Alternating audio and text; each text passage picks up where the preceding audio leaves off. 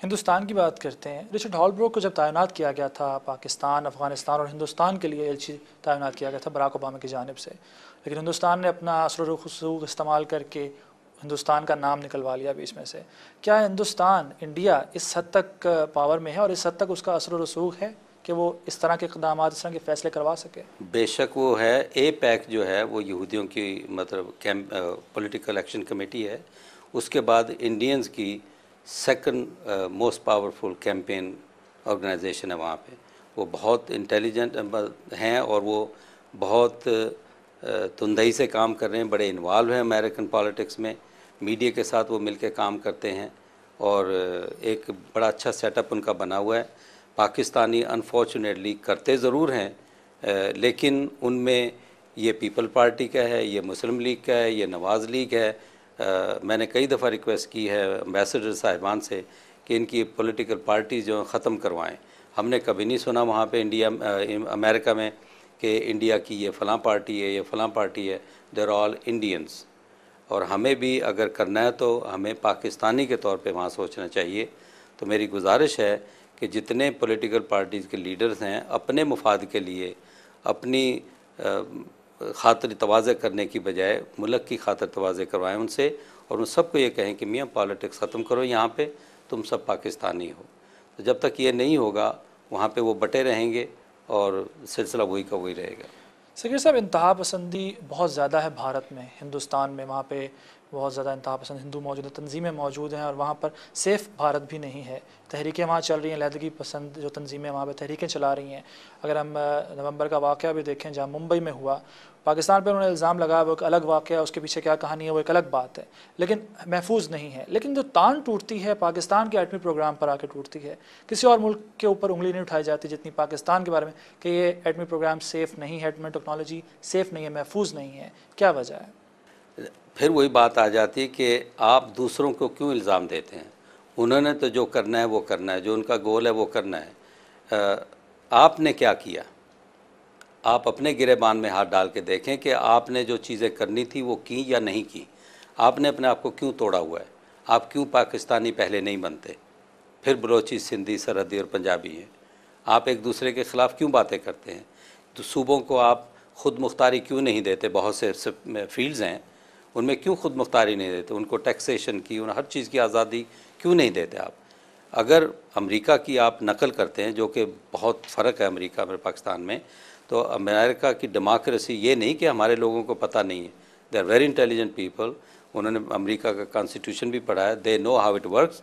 जाते हैं वहाँ पे सब गुलछर्रे उड़ाते हैं, सियासतदानों से भी मिलते हैं, लेकिन चूँकि उनके लिए वो डेमोक्रेटिक सिस्टम जो है सही नहीं है, उसको इम्प्लीमेंट नहीं करते। जैसे कम्युनिज़म है, वो एलीट पार्टी को मालूम था कि आम आदमी के लिए ठीक नहीं, लेकिन जो कम्युनिस्ट पार्टी के लीडर थे बड़े, उनके लिए वो ठीक था। तो सब कुछ मालूम है इन्हें, इम्प्लीमेंट नहीं करते इसलिए कि उनके अपने मुफाद में है, वो मुल्क के मुफाद में नहीं है। भारत ने पाकिस्तान का पानी बंद किया हुआ है, डैम बना रहा है, 62 से ज़ायद डैम, जिसको नवाब वक्त ने, मजीद निज़ामी साहब ने वाटर बम का नाम भी दिया है। ये बहुत ख़तरनाक बात है, हर पाकिस्तानी के लिए लम्हा फ़िक्रिया है। आप अगेन फिर हम वही उसी बात की तरफ आते हैं कि गवर्नमेंट, हुकूमत ने अभी तक इस पर कान नहीं धरे। हमारा जो अभी तक केस है, हम इस पर अगर इमदाद या जिस तरह हमें डू मोर का कहा जाता है, जिस तरह से कार्रवाइयाँ करने का कहा जाता है, अगर हम पहले अपने मुतालबात पेश करते हैं जिसमें ये पानी की जो मुआवजा है वो दिया जाए या डैम की तामीर बंद की जाए भारत में, ये सब कुछ नहीं होता है। फिर वही बात आ जाती है, क्या इसके अंदर जो नाअहली है वो किसकी है? वो पाकिस्तानियों की नाअहली है। आम पाकिस्तानियों को इन चीज़ों का इल्म है, लेकिन वो बेबस कर दिए हैं बेरोज़गारी की वजह से, भूख की वजह से, इलाज के मुआवजा ना होने की वजह से, इंसाफ ना होने की वजह से। यही सवाल आप वज़ीर आज़म साहब से जब भी मौका मिले पूछें। बहुत अच्छे आदमी हैं वो, मुझे बहुत अच्छे लगे हैं माशाल्लाह। तो आप सदर साहब से भी पूछे, रहमान मलिक से पूछे, जिन्होंने ISI को वज़ीर आज़म की के नीचे से हटा के एक सेक्शन ऑफिसर से, किसकी इजाज़त से उन्होंने एक सेक्शन ऑफिसर को कहा कि तुम ये लेटर लिख दो, ट्रांसफ़र कर दो ISI को। That was the biggest stupid thing to do for Pakistan. ISI से खौफ है हर मुल्क की एक इंटेलिजेंस एजेंसी है। आपको मुल्क की बका इंटेलिजेंस पे डिपेंड करती है। उनको मालूम है कि क्या हो रहा है। ISI को बदनाम करना दूसरे मुल्कों का एजेंडा है। रा की बात क्यों, आप रा की क्यों बात नहीं करते?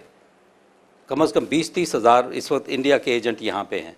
कितने आदमियों ने मोहल्ले में, हर मोहल्ले में हर पाकिस्तानी का ये फ़र्ज़ है कि ये देखें कि मेरे मोहल्ले में कौन रहता है, कब आए हैं, क्यों आए हैं, क्या कारोबार करते हैं, ये क्यों नहीं आप चौकन्ने होते?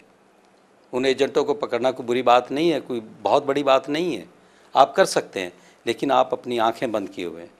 Open your eyes, look at your neighbours कि मेरा हमसाया कौन है, क्या करता है, कहाँ से आया है, कब से यह रह रहा है, क्या मकसद है इसकी ज़िंदगी का। किसी पे शक पड़ता है सिर्फ इसलिए कि दाढ़ी रख ली, इसका मतलब ये नहीं कि बहुत अच्छा मुसलमान हो गया वो। ये बताएगा कि जो अब इमदाद की जा रही है, स्वात से मुतासरीन हैं जो स्वात के और मलाकंड के, बहुत इमदाद की जाए, जैसे कि आपने ख़ुद भी जिक्र किया कि जज्बा लोगों में आया हुआ, 71 वाला जज्बा आया, उसके बाद वाला 2008 का जो 2005 का जो ज़लज़ला आया था उसके बाद का जज्बा आया। क्या कंबल पहुंचा देना, पंखे पहुंचा देना, आटे की बोरियां पहुंचा देना, क्या ये काफ़ी उन लोगों के लिए? 1 साल के अंदर अंदर ये इमदाद देंगे, उसके बाद जिन लोगों के घर तबाह हो गए हैं, कारोबार बर्बाद हो गए हैं, वापस जब वो जाएंगे, जब भी वापस जाएंगे, क्या वो दोबारा से अपने कदमों पर खड़े हो सकेंगे आसानी से? मुझे जहाँ तक इतला है और मैंने अखबारों में पढ़ा है, टीवी पे भी देखा है, हुकूमत को इन चीज़ों का इल्म है, वो इस चीज़ से आगाह हैं और वो कदम भी उठा रहे हैं, जो कि बहुत अच्छी बात है। उनके दिल में दर्द है, इसमें कोई शक नहीं, और वो जो कुछ उनसे हुआ वो करेंगे, और ये बहुत अच्छी बात है।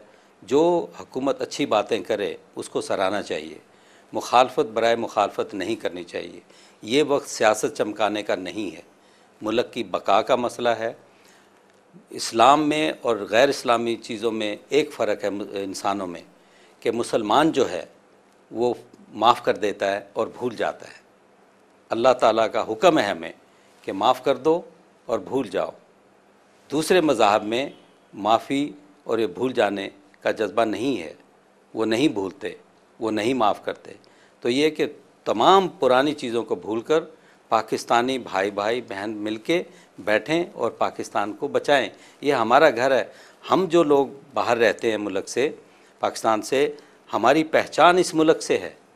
हमारी नींदें हराम हो गई हैं, हमारी नींद नहीं आती, इसलिए कि आप लोग हैं, मुल्क है तो हम भी हैं, वरना हम कहाँ जाएंगे, किसको मिलने आएंगे।